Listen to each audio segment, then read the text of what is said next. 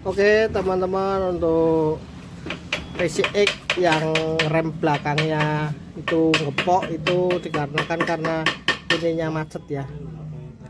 Nih coba Mas Ibal pegangin dari situ aja ya.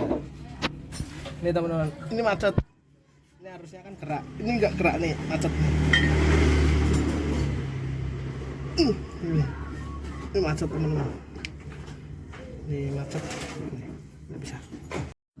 Nah oke teman-teman, jadi ini penyebab rem macet ya. Susah sih.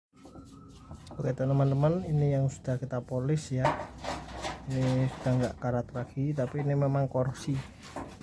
Ini yang sudah kita kasih grease.